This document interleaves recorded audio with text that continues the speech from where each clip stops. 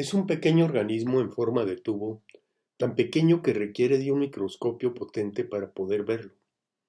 Así que encontró perfecta cabida en la sangre de aquella pulga que en la ciudad de Chang'an, al oeste del Imperio Chino, había subido a una rata y sorbido de la sangre caliente de este mamífero para alimentarse, pero al mismo tiempo que chupaba la sangre, inyectaba sus desechos en el propio mamífero, y entre estos iba aquel microscópico tubo que ahora conocemos con el nombre de Yersinia pestis, pero cuya existencia era desconocida en aquel tiempo. La rata infectada se escondió en un bulto de tela que subieron a un carro, y ahí otras pulgas sorbieron de su sangre e inyectaron la bacteria a otros mamíferos que fueron viajando a través de la conocida ruta de la seda que transcurría desde el oeste del Imperio Chino hasta Europa en aquella primera mitad del siglo XIV de nuestra era.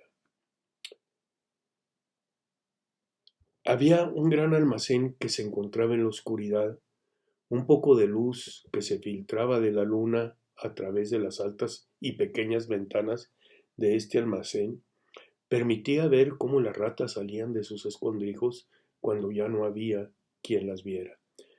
Habían llegado luego de un tranquilo viaje por el Mediterráneo hacia la ciudad italiana de Messina. Ahí las mercancías del barco habían sido descargadas, eran telas, granos, especias, manufacturas y muchos efectos y otras demandas de la Europa medieval.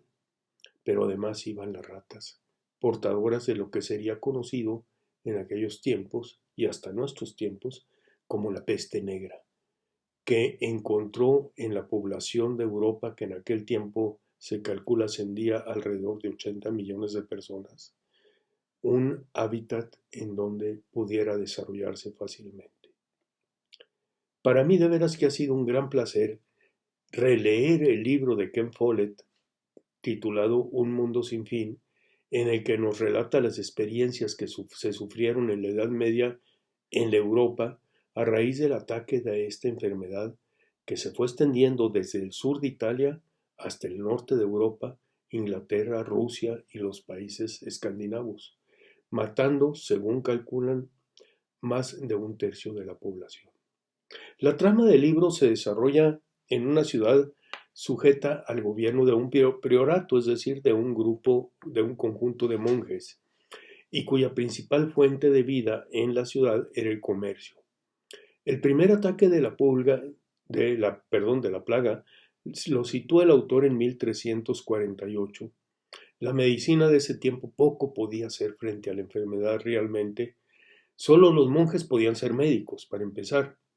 Y esa categoría la adquirían luego de años de estudios absurdos en Oxford, en Inglaterra, de donde las máximas habilidades de curación que obtenían estas personas se centraban en aplicar sangrías y aplicar emplastes que muchas veces llevaban excrementos de animales o de seres humanos.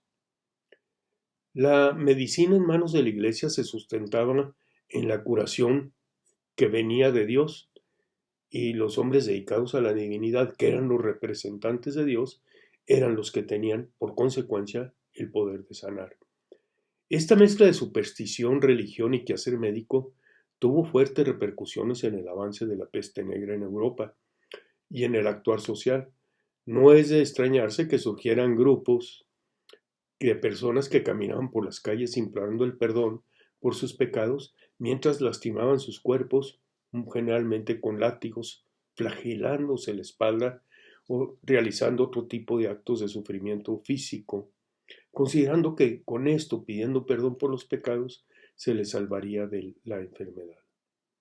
Pero quienes realmente habían obtenido el conocimiento de la curación a través de la experiencia, de la herbolaria, eran precisamente quienes se dedicaban a ese arte, el arte de la herbolaria, y también aquellos señores que habían servido en los ejércitos, pues curando a las personas heridas durante las guerras. Así es que estos dos tipos de personas, a los últimos les llamaban barberos, pues eran quienes tenían cierta práctica en la curación de enfermedades. Y aquí es donde surge en el libro, en la trama del libro que les comento, la heroína, una monja llamada Caris, que se oponía a los métodos utilizados por los monjes y en muchos casos tuvo poco éxito en su posición, pero su dedicación a los enfermos le dio credibilidad en la población. La peste negra pareció irse, pero volvió, y volvió con más fuerza unos años después a Inglaterra. Caris logró que se tomasen medidas nuevas. Se cerraron las puertas de la ciudad y las mercancías que salían o entraban se ponían en el muro de la ciudad, frente al muro de la ciudad, y las transacciones comerciales se hacían a través de los muros, mediante, mediante las pláticas entre los comerciantes, los agricultores y todos que llevaban las cuestiones. La ciudad duró 6 meses cerrada, pero gran parte de su población logró salvarse. Y ahora, pues lo que quiero platicarles es la similitud que hay en esa época que nos platica Ken Follett en su libro y lo que estamos viviendo ahora con el COVID-19. Son enormes las similitudes.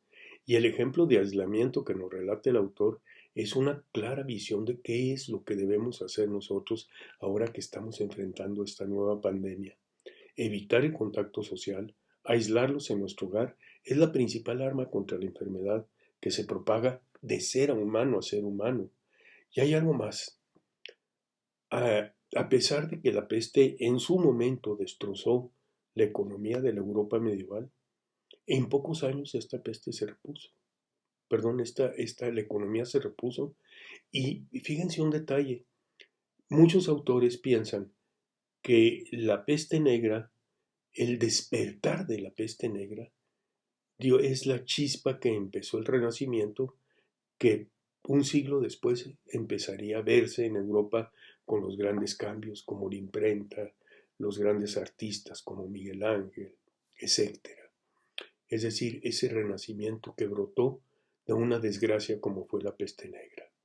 Así es que pues nosotros esperemos que de esto que estamos sufriendo ahora salgamos pues muy fortalecidos, tanto en lo personal como en lo económico, y logramos ser como un ave fénix que renace después de la pandemia que estamos sufriendo.